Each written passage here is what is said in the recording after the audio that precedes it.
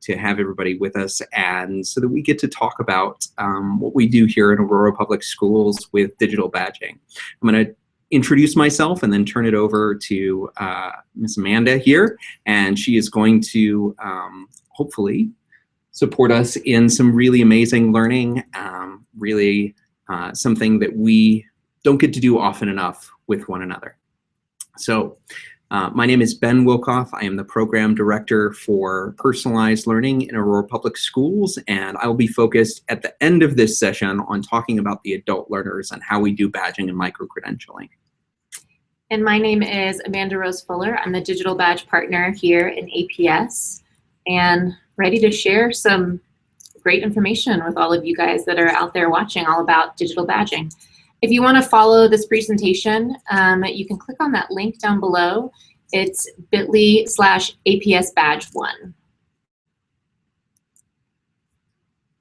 So these are some pictures of some kindergartners from last year, I believe, at Lansing Elementary School. And we like to show these faces because these are our students and they are the class of 2028. So it's kind of crazy to think through the fact that we are currently teaching students that are going to graduate in 2028. Like, it seems like so far away, but we are teaching these students now. And the thing is that we don't really know what the future is going to look like for them. So my job, for example, Digital Badge Partner, that didn't exist when I was in kindergarten. People would have said, what is a digital badge? And you're going to be a partner for what? Badges like Boy Scouts? So we are educating these students now for a future that is quite possibly a little unclear. What we do know is that if these students are developing 21st century skills, then they will be successful in whatever that future is. So if they understand how to collaborate and interact with each other, if they can critically think, solve a problem, are they self-directed? Do they know how to be leaders, have a positive attitude? Are they informationally literate? So if they are these things, then they will be successful.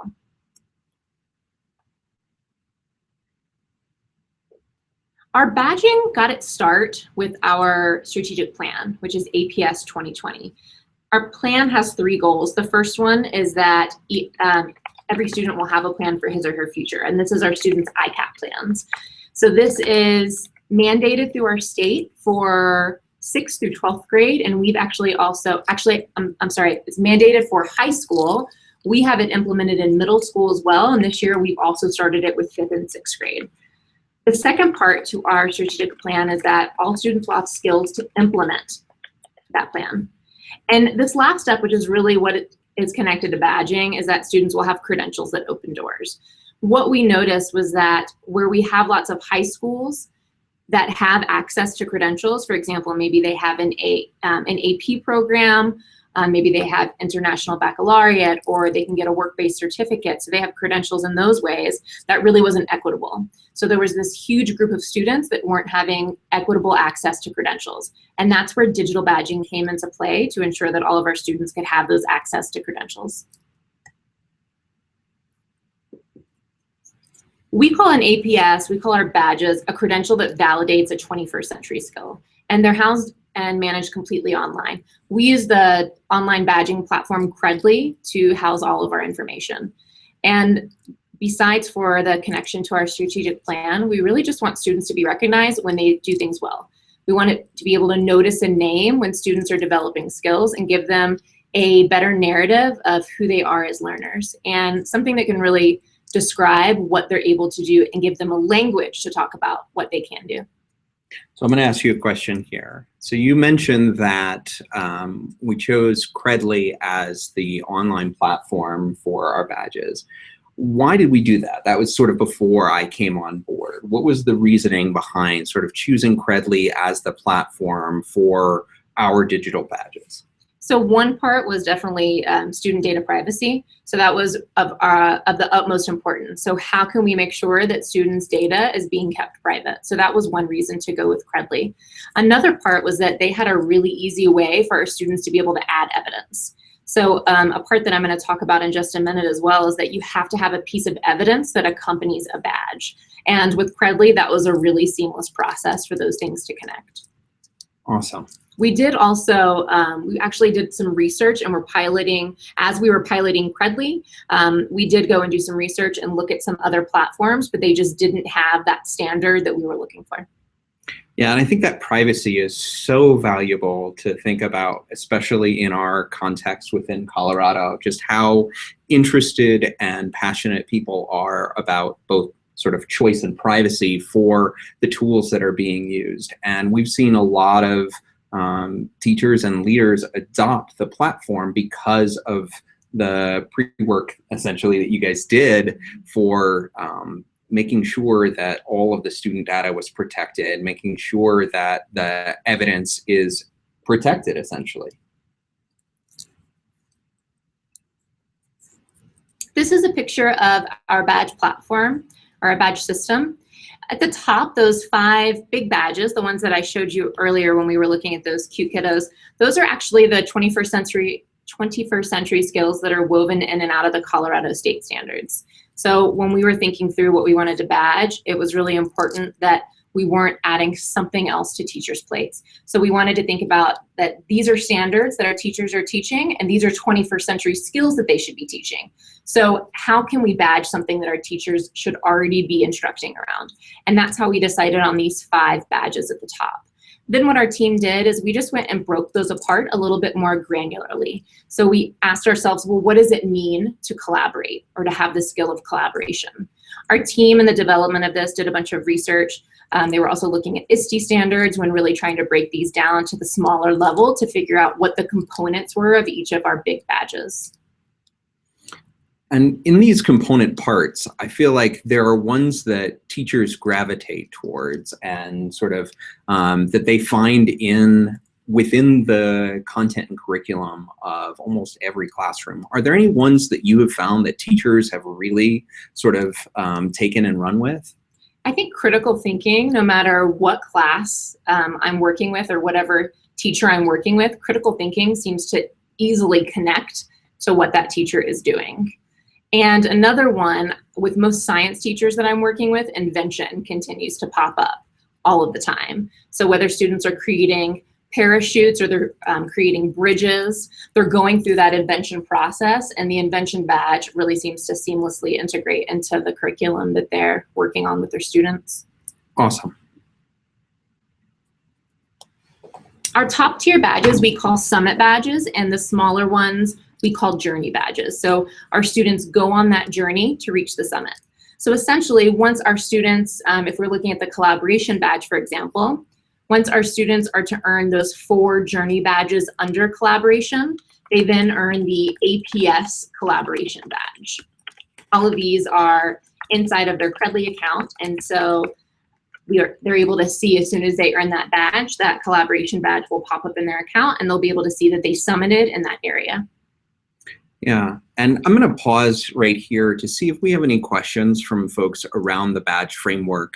I think for me, coming on board just this last summer, this was the most impressive component. I mean, yes, it's impressive that we have a digital badge space where so many kids are capturing evidence for their learning, but having a framework to understand that.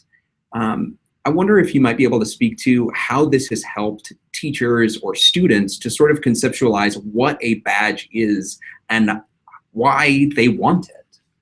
I think, and I'm thinking of one teacher in particular that had connected her badges to the collaboration badge. She was really working on the skills of collaboration within her ELD, or English Language Development class. And I think that she had spent something like 3 quarters on just giving some of them the confidence to stand up in front of the class and actually communicate and share ideas that they had developed. So for her and I to work together and for her to do some backwards planning for her students to earn this badge, it wasn't just her students are completing an assignment now. They sort of had this goal that they were reaching towards. And so all year long, they were really working on, how do I communicate? Miss, this is so hard. How am I going to stand up in front of all my friends and give this presentation? And now it was more than I'm just standing up and giving this presentation. It is, I'm also earning this badge. And what we'll talk about in just a second is that can unlock an opportunity with an endorser. So those students that were able to then do that we're able to be connected with our community and have a career exploration opportunity. So for them, it really put meaning behind what does it really mean to collaborate and why is that even important? I think the ability for kids to see beyond just that one presentation, beyond just that one experience in the classroom, and see that there is something that lives outside of like the bell schedule, right? There is a connection there that I think is really valuable to make. So if we're looking at the analysis badge, for example, we do have a one-sentence definition for all of our badges. So analysis will have this one-sentence definition, but what that looks like in a pre-K classroom is going to be drastically different than what it looks like in a second grade math classroom, is going to be different than what it looks like in a sixth grade science classroom, and is going to be different than what it looks like in a junior journalism class. So we're still developing the analysis skill. However, that bar is continuing to raise, and our expectation for what we're wanting the students to be able to show is also continuing to raise. I wonder if you might be able to speak to the need for standardization, right? Like in education, and particularly when we're sort of trying to credential something, there is this sort of huge push towards we have to standardize, there has to be a rubric for everything. How is it that you've been able to sort of push back on that instinct to allow for that flexibility for a teacher to say, you know what, this is evidence of collaboration. This is evidence of invention. Pretty much we're saying our teachers are the expert. So if you are a journalism teacher in high school, that is your craft. You know what a good piece of evidence is. So if your students are analyzing 2 different articles that were put forth in the student newspaper, trying to figure out which one of these are we going to use, you're going to have to trust yourself in saying, I'm a journalism teacher. I know what analysis should look like for these students. Yeah. And I think that's really important, is that we can't create a rubric for every subject for every badge. We're letting the teachers know, hey, we believe in you, we trust you. We know that you're the expert, and we're putting this in your hands. Yeah, I think that trust for teachers' expertise, for knowledge, the ability for them to sort of determine or choose their own adventure really within badging allows for the students to also own that process, right? Because they're a part of the learning that's happening. It's not being decided by someone, in the district, right? That this is what constitutes evidence. And so there's very little gatekeeping that's going on for these kids. I think it kind of goes back to that example I was talking about earlier in the ELD classroom for those collaboration badges, is that the lessons that those students were completing, that teacher had built, was around the current political climate. So to go through and have known on the front end, oh, I need to create these expectations and do this. I mean, she was coming up with these lessons on the fly because that's what was current and interesting to those students, and that's what was motivating them. And we really want to connect these badges to what's already happening in the classroom. When you look at what this teacher was doing, she had 21st century skills embedded to every aspect of her instruction. So it was really easy to say, oh, they were calling around town and interviewing others. That's interaction. They're interacting with an expert in this field. And so we were really easily able to go through and find those skills and then badge those students. Love that.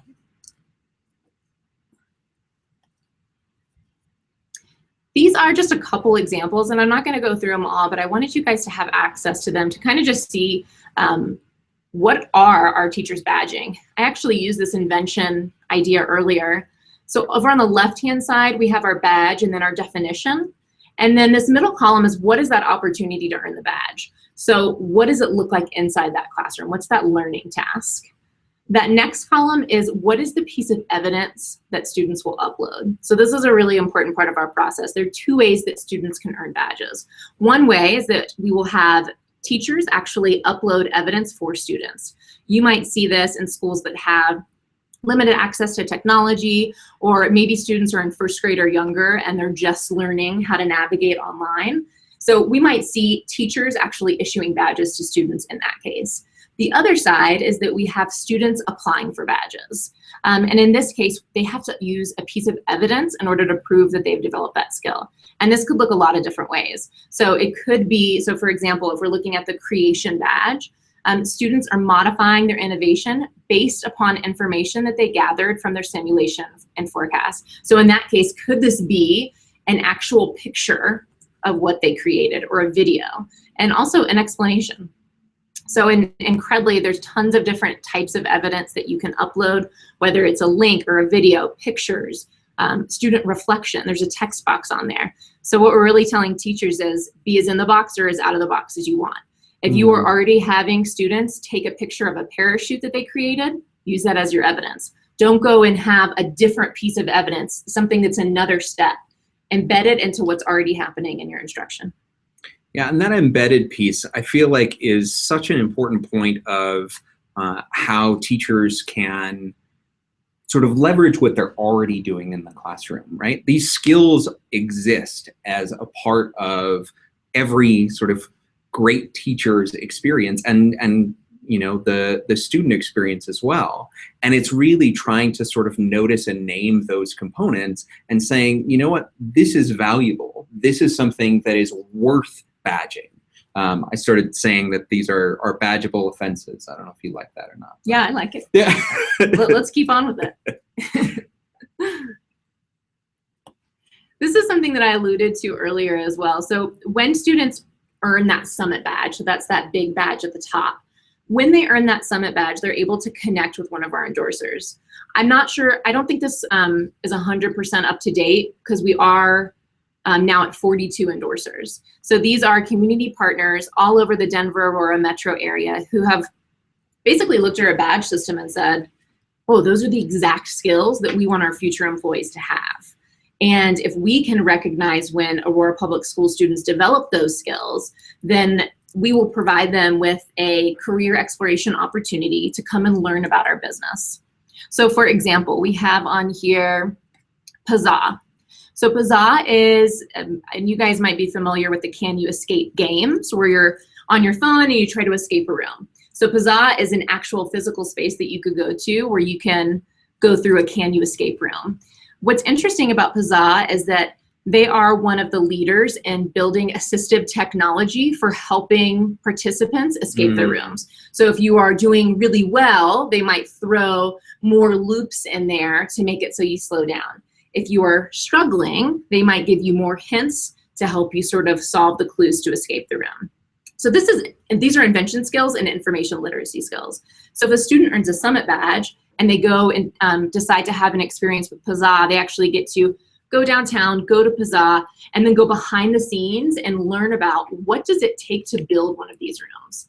I think what's really amazing about our program is that we have students that don't leave their neighborhood. We have students that know of jobs from the community helpers unit that they did in kindergarten and first grade. Like, I can be a policeman, I could be a mail carrier, I can work at this restaurant that's down the street or at the grocery store.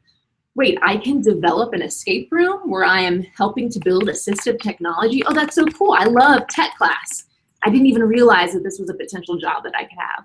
So we're really opening up the doors for our students, doors of opportunity for them to not only learn about these potential careers, but also build a relationship with these endorsers and in turn receive a credentialed badge from that endorser. So once that student has that experience, one of the most important parts is that they will then earn the Pazza Summit badge, and they can then, if they're of age, share that badge on social media, use it on a resume. And so it's helping to open up doors of opportunity and connect those students with these potential careers and opportunities that they might not have known of. Yeah, I think it's so interesting to think about how these digital badges have a real life currency, right? That the students are earning those badges and demonstrating their learning, but then they are saying, you know, that's not it. It's not just the representation. I can share this badge with others and not only receive opportunities, but also, you know, that those places will sort of endorse the work that is being done in our classrooms, right? Providing those opportunities outside of the classroom. I don't know. I get really excited about this, but I wonder, are there a couple of other experiences that you would point to that just never would have happened without the ability to badge the skills in the classroom? like a career exploration opportunity. Yeah, so we just had a middle school student actually. So she is our first student to earn all 5 Summit badges, which is really cool. And she went to McDonald's for her experience. And McDonald's is like this company we all know of, right? And this girl is kind of a techie girl. And so she picked McDonald's and she said, I don't know if this is really my thing. I'm kind of into tech, but I'm going to choose to go to McDonald's.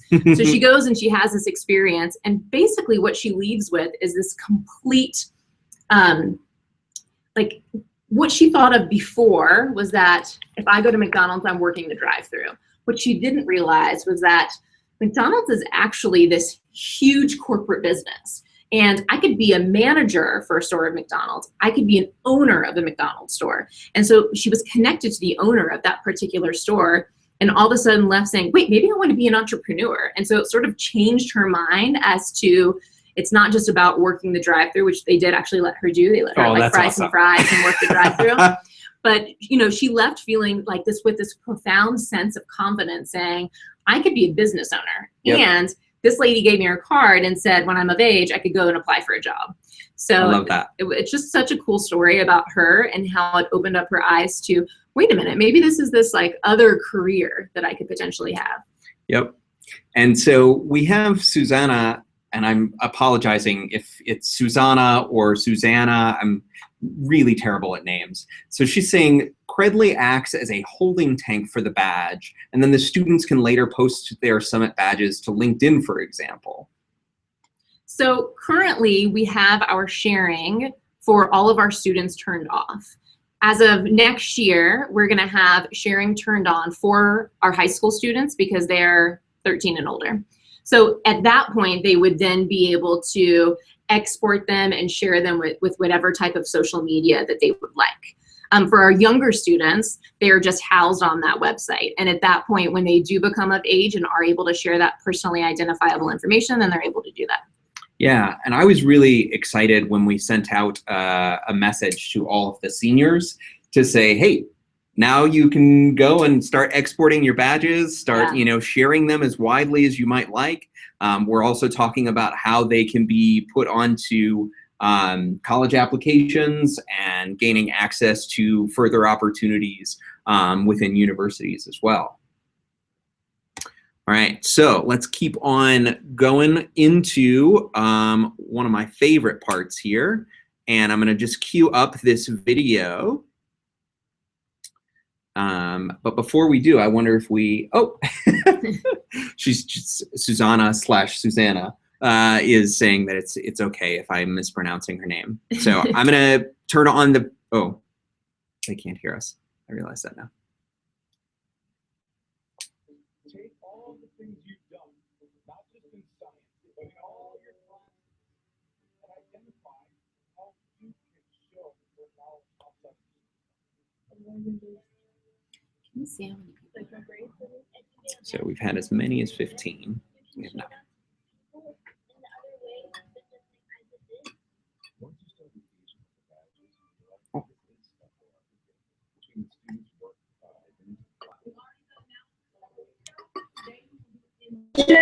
Execution and organization. Outside of school. I feel like it gives students an opportunity to show the skills and their desires that are outside of a regular curriculum. It's, hey, I'm a unique individual. Just you realize. Take all of the things you've done, not just in science, but in all your classes, and identify how you can show your knowledge outside of just your report card. I'm more than just like my grades, I guess. And you get a badge for doing something very good. You can show that to people in other way than just saying, I did this. Once you start engaging with the badges, you realize that this is stuff they already do. Between the students' work within the class. We've already done analysis several weeks ago. Today we will do invention, exploration, and organization. Outside of school. I feel like it gives students an opportunity to show the skills and their desires that are outside of a regular curriculum. It's, hey, I'm a unique individual. I have things outside of what my report card shows. I'm dynamic. I'm three-dimensional, not just a two-dimensional piece of paper. It helps them look at what badges are available and then apply it to their everyday life. I want to give as many people the first badge as I can, and then I want you to own it. It's asset focused and asset driven. and puts the student in the driver's seat to apply and grab things that they feel are applicable to them. I can earn a leadership badge that when I go to football practice and I start being the captain. Whether that is a sport, a team, a club, a community organization, they can really bring in the 21st century skills that would be applicable to either college or workforce readiness. What's another literacy that we have? Digital literacy. Colleges and employers are asking for people who can show that they have the skills. If you have a digital badge on like the bottom of your application, you're gonna get more likely to get picked for that job because you have something different than everybody else. Like be organized or doing something that helps the community or classroom. Creation is a good badge for me. Interesting. So will you possibly bring some of these creations in so we can badge you for that? And show me what you got so we can create a portfolio? I think I can earn an organization badge because I do a lot of activities and I can manage them. Leadership, why do you say so? Because I like leading people to do better at what they're doing. There's 5 levels before you can get the big badge. The big badge is the summit badge. I am writing my sample evidence for digital badges, showing why I should be able to earn this badge. If you can't analyze what you've done in this class over the last 2 months and apply it to prove why you earned it, then you might not have that badge just yet, okay? And it's okay. Initially, I thought digital badging was going to be hard. These are the census frames that you can copy. Credly is a pretty straightforward platform. You hit one button, which is claim badge. From there, you put in the code for whichever badge you want, and then you upload evidence. We took a picture of our analysis and uploaded it, and Ms. Jasmine approved the analysis. I think they're a really nice opportunity for students, and I think it encourages students to be successful in school so that they can, get the awesome opportunities that come with badges. When you get digital badges, you can also go on field trips. My name is Danny Desires. My wife and I are the owners of From the Hip Photo, photography company based in Denver. So it's really cool to see how we're already learning about these really big picture ideas, these really impressive concepts. It's really key for us that everybody who's part of our team can think on their feet, that they can come up with solutions to problems, and they can do that in a way that is warm and friendly. I got to ask him questions about what he did for a living and why he did it and how he did it. So I really love that the emphasis is on these skills like collaboration as those of a grading system or a test score. This has the ability, from an equity standpoint, to really level the playing field for our students. Our students are ahead of the game when they get badges coming out, and will help our students and our whole population be more connected to our community and the opportunities available.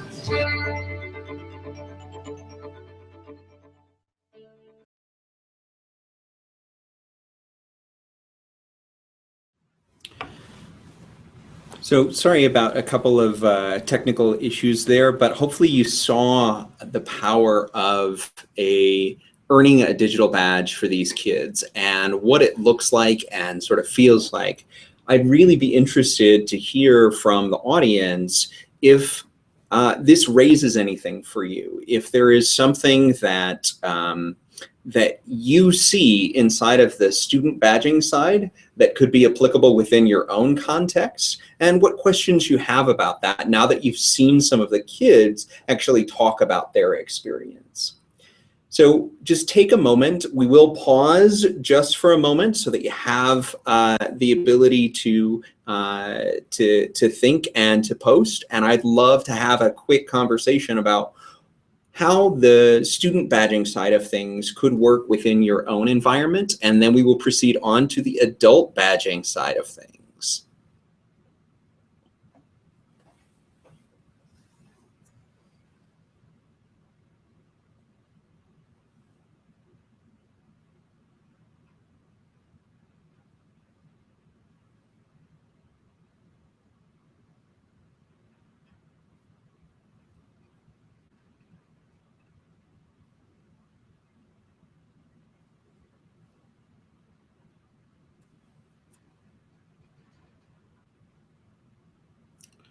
Right. without further ado, please do make sure that if you do have questions and things like that, that you do really leverage the chat so that you have access to us. We will put up a contact slide at the very end just to make sure that everybody has access to us, as well as the folks that have supported us in this conversation. It looks like we do have one quick comment from Susanna. I work at the Colorado School of Mines, and we are beginning to explore this idea. So much to think about in that setup. Definitely a lot to consider, especially if you're connecting with K-12 institutions. And I think there's a huge opportunity there to make those connections. But even if you're just starting on your own and saying, these are the skills that we want to badge, or this is what we want to honor and value inside of our classrooms, there's a huge opportunity there for sort of consideration. And we'll talk about how it was that we were able to sort of continue the conversation throughout the years, because how long have we been engaged in the process of learning here? So this is at the end of the school year. It'll be a year and a half since it was opened up to all students in all schools. Before that, so last year in the fall semester, we were piloting as well as part of the spring semester from the year before. So we definitely have done tons of transition as to what this looks like from the very beginning of 14-15 until now. And if you are someone who's saying, hey, I'm interested in trying to set this up in my classroom, or maybe you're at more of a district level and are curious about sort of what the more specifics are, Ben and I are here. We would love to chat with you. We've chatted with schools all over the nation, all over the state about this. And we're here to share this info with you because we would love to be a model for a successful program. And, we want to give you our info. So contact us, call us. We're here to help.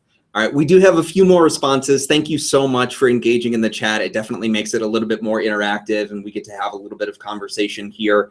Brett is here from University of Wyoming College of Education, which is really fantastic. And I'm going to look back to see who our friend was from University of Denver, Kathy. Kathy is asking the question, can you talk about the teacher buy-in? Are all APS teachers using badges? The answer is no. So I think that's part of the reason that it has its appeal is we're not going into your classrooms and saying, hey, everybody has to badge. Our strategic plan says that we would love for all students to have access to credentials, and what that looks like in each school could be vastly different. So for the most part last year, I spent tons of time, boots on the ground, inside the classrooms, just talking about the program with teachers. And if a teacher said, hey, this sounds really cool. My students are already developing these skills. I want to get them connected with community partners. That's important to me. Then they might be that teacher that's going to say, I'm going to implement this into my instruction. I saw another point on here about awarding for badge activities achieved outside of the classroom. So another example, at one school that we were working at, they have limited access to technology, and so they decided to connect it to clubs. So skill development that was happening in clubs, and this was all after school. So in that case, these teachers wanted their students to earn badges, but were having a hard time doing it during the school day because of their limited access to technology. So this was just a way that they were able to implement it, and it happened to be with after-school activities. Yeah, and I think the way in which different teachers find an entry point, I think is fairly unique, right? Across elementary schools, definitely. Across secondary schools. But how many students, or I should say, how many badges will be issued through this school year?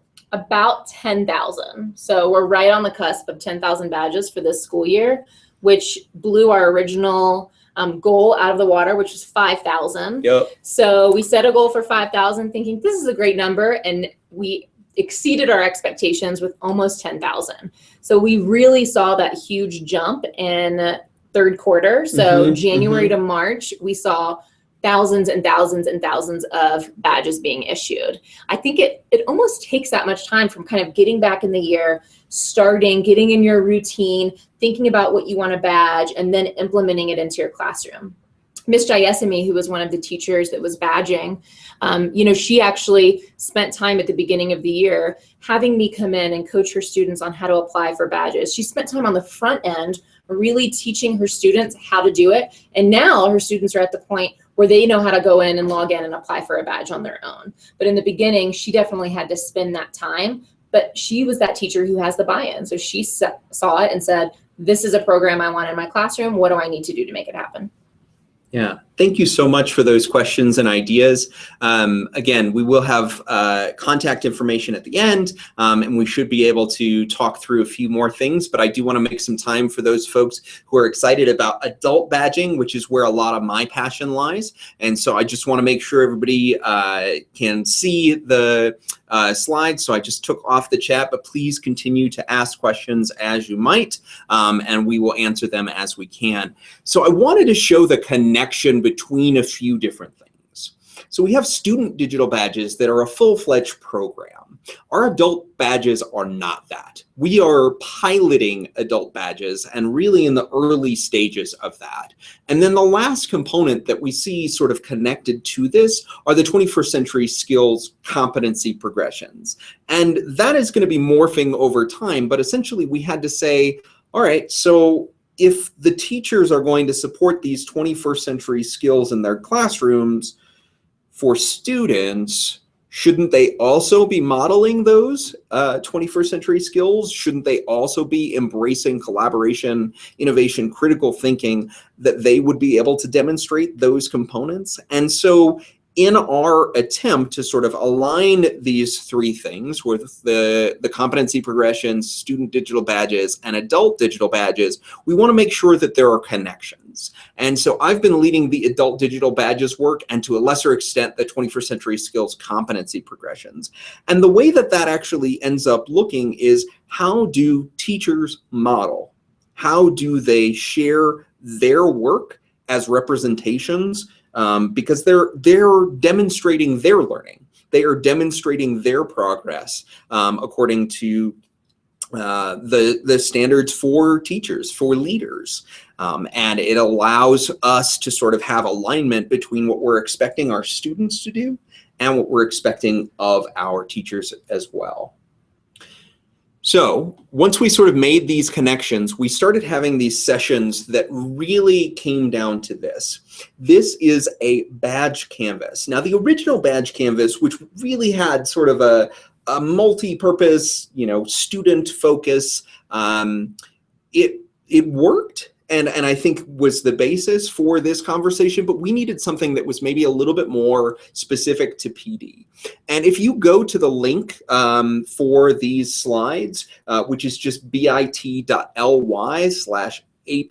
badge 1, I think we put it into the chat as well. You can actually click on this page and get access to the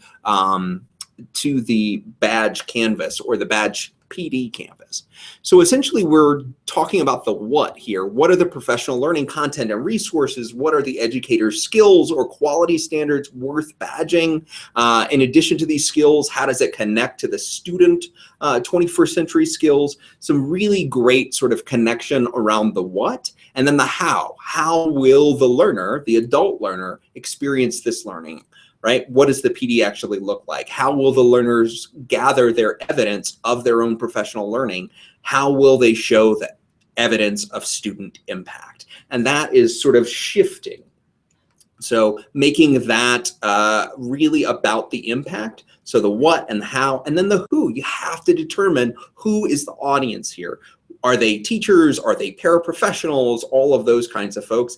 And then the why. You know, why would someone want this badge as a teacher? Why would a school district want a teacher to have this badge? And then thinking about what's the next level. We're never done learning as adults. We always know that there is more to learn and more to demonstrate, more to think through.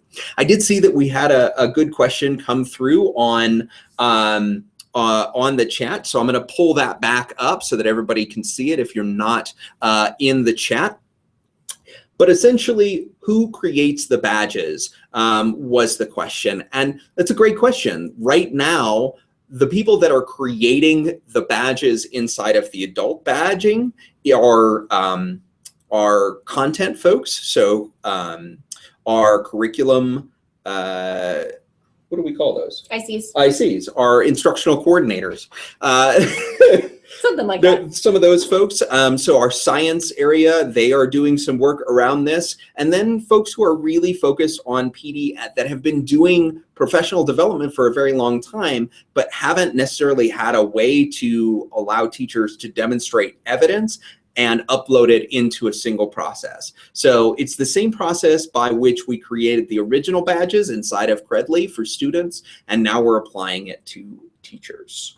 Can I ask a question before we move on? I suppose. So in thinking about the student badges, how important was it as you were thinking through this process to make sure that there was mirroring between the two systems, or that there will be mirroring?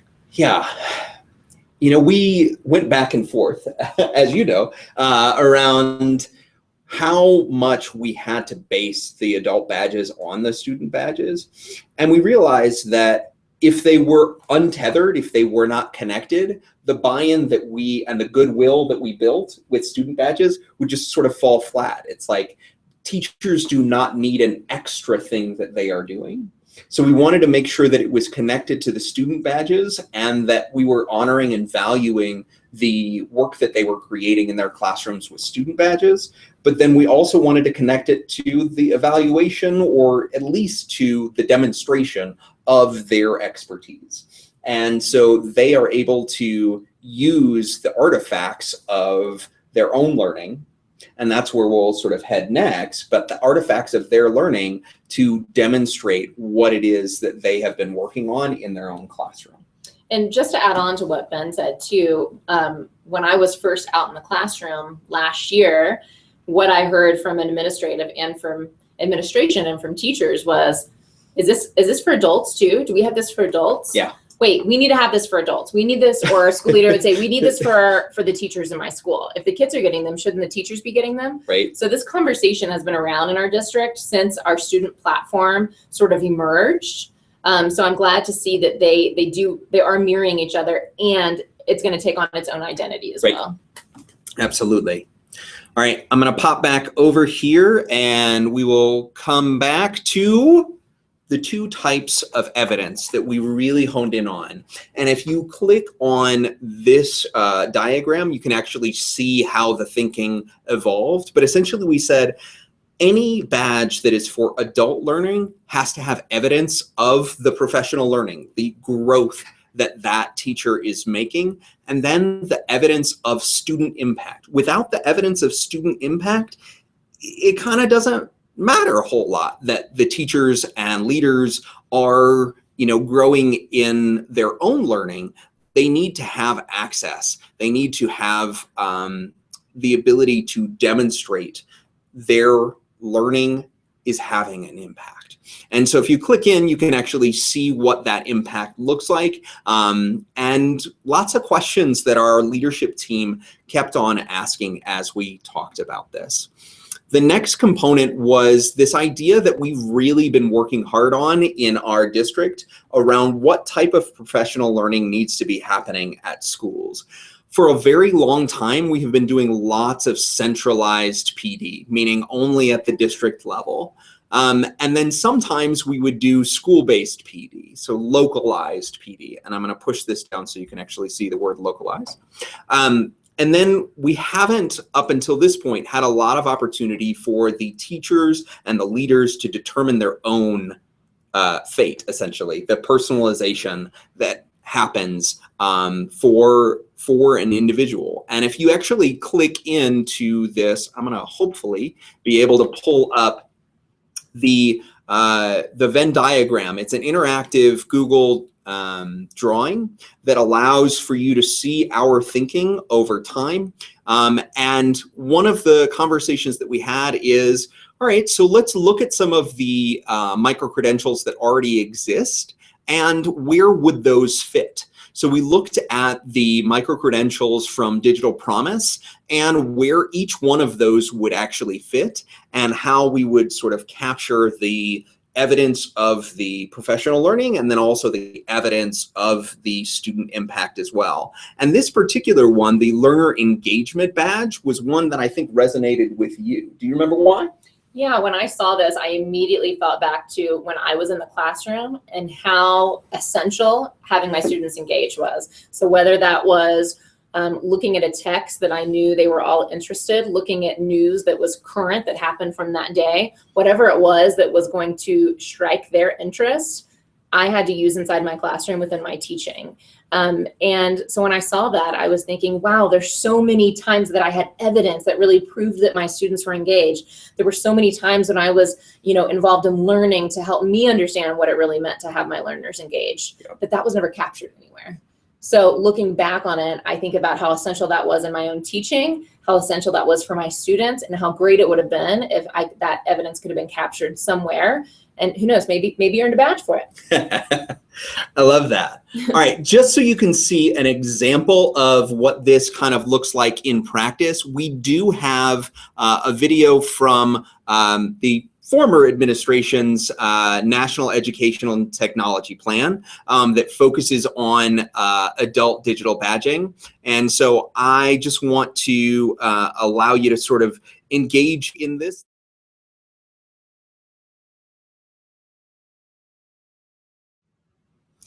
I just want to allow you to engage with this the same way that you were able to for the student badges as well. So we'll take a pause here, watch the video, get some reactions as well.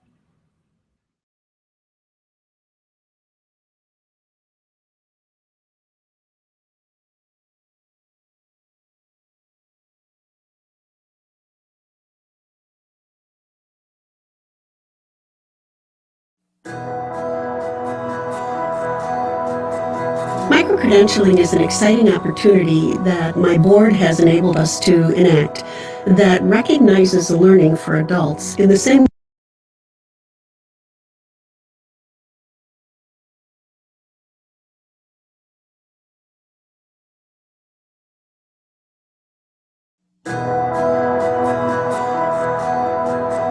Microcredentialing is an exciting opportunity that my board has enabled us to enact that recognizes learning for adults in the same way that we want to recognize learning in our students. With microcredentialing, we are able to allow teachers to submit their learning plan, accomplish that learning in whatever manner best fits their learning styles or their needs, including things like Twitter feeds and social media, to engage in that learning, to apply it in their classroom, and to submit artifacts and then receive compensation, an increase in their base salary based upon the learning that they have demonstrated. We wanted to make this responsive to the learning as it occurs. As the artifact is submitted and the credential is approved, that recognition is immediate. Those artifacts include things like a teacher self-reflection, the evidence of your plan, how that learning is accomplished in the classroom, student work, student artifacts, and student reflections. Those pieces demonstrate that the learning isn't just something that is off on a shelf, but it's being applied in your classroom. The students are experiencing it. We have the expectation that regardless of where they are, we want them to move. So if you're extremely proficient, you can still improve. If you don't see yourself as being a digital native, you can still learn and move along that pathway. And microcredentialing allows people to tailor the learning to their needs. So rather than feeling that they have learned it all or they are totally overwhelmed, we're trying to make it safe for them to take next steps. So as we recognize the differences of the job expectations, we believe that the educator is the best informed to kind of set that next path or determine their learning plan, just as we do with our students. Microcredentialing, the basis of it is job embedded. Previously, sometimes teachers went off and learned something, and then someone in my role had really no confidence or assurance that it was applied in the classroom. And so you don't get the microcredential and the subsequent financial reward of that until you've demonstrated application with your students. Microcredentialing is very supportive of people collaborating with each other, working in teams, And I always say that if we can't defend our thoughts to our friends, how will we possibly defend them to others who might be our critics?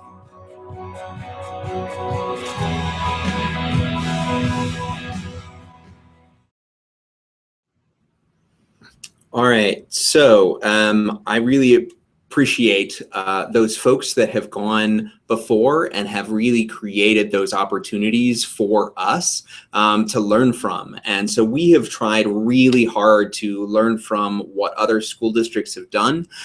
If you want to check out what the adult badging website for APS looks like and all of the leadership sessions that we have done together, there are lots of really great resources, including all of the conversations that we just went through previous. So this is how we've done it thus far. The student badge leadership team consists of a number of folks that cross over into the adult badge leadership team, but I wonder if you would talk about a little bit of how that's evolved over time and why a leadership team is so valuable. Yeah, so in the beginning, and a position that's actually not on here was that we had a project manager. And she is not currently on the team because we are off and running and we have been super successful. But in the beginning, we knew that this was going to go district-wide. And so we needed somebody to help organize us, especially because there was nobody on the team at that point whose sole job it was to digitally badge. Yeah. So we were pulling people from IT, from educational technology. We were pulling in somebody from this department and teachers from over here. So we were kind of all over the place. And that is really when the project manager especially said, you need somebody whose job it is to do digital badging all the time. Yep. So hence my title and why they hired me. And then last year, after we really got the ball rolling, our project manager was able to step back. She had set for some really good plans for us to follow, and we had done some great strategic planning with her in the beginning. Somebody else that's pretty essential to our team is we have a digital badging consultant. His name is Noah Geisel, and his information is on our next slide as well. So he's able to bring in that outside influence about what's everything badging happening out there in the world besides for APS. So he's able to say, oh, hey, this school district is doing this. And did you know about this teacher here that's doing this? You should check that out. So he's really able to offer his eyes and ears. But again, tons of important people on that team. Two other people I want to mention that are important: external relations. So my coworker Josh, his job is to go out there and build relationships with people in the community. So without somebody to really go out there and say, hey, I need to go and get McDonald's and convince them that they need to be part of this program, right, or show our program and say, McDonald's, you got to come and see what we're doing at APS. So he is really important for that, like, why does my badge matter part. And I would say that last person that is really important, not that everybody on the team isn't important, but our IT people. Yeah. So we have to have somebody on that back end who's working on Credly, pulling reports, helping us with technology issues. And so all of those people are super important if you're badging at a district level. Yep. But again, if you're somebody that's saying, I just want to badge in my classroom, you don't need all these people. You just need yourself. That's right. And give me a call or an email and I'll help you. No, that's really good point. And the only thing that I would add to sort of the professional learning side of things is that there needs to be some pretty deep investment from the curriculum folks. Even though I couldn't remember their title, instructional coordinators are an essential component of this. And then really thinking about the professional learning folks and how they are in support of adult badging sort of across. The only other person that we haven't really mentioned is senior leadership. So there is executive sponsorship from the superintendent, from the chief academic officer, from the director of teaching and learning. And those are important folks. They don't sit directly on the leadership team, but having that executive sponsorship was really valuable for us to be able to move forward. We just want to pull it back to sort of our initial point, and that the reason why we're doing this is these kids. Yeah. Look at those faces. Wouldn't you want to badge students if you knew that you were going to be badging these kids? Like, we are doing this for them to help them in their future and to help them notice and name skills that they have. Yeah, absolutely. Last thing that we will leave you with is a nice slide here with our email addresses. And that does include Noah Geisel, who we would recommend for anything badging related. He really is an amazing resource. He has set up badge programs across the nation and a few internationally as well. And so if you are interested in pursuing this, we would be more than happy to talk things through. But he's a great resource, and he has dedicated essentially his entire life to creating these systems that honor and value evidence for learning. And so I knew him and worked with him in Denver Public Schools when he was the National Spanish Teacher of the Year a couple of years ago, Spanish Language Teacher of the Year, and so really fantastic instructional mind as well. So we really appreciate your time and attention, and if you have not typed anything into the chat, in order for us to give you credit for being here, you definitely need to type something in, but we really appreciate your time. We are at 4 o'clock Mountain Time. We hope that you had some important learning that happened today, but please do reach out with any additional thoughts. Have a great day. Thank you.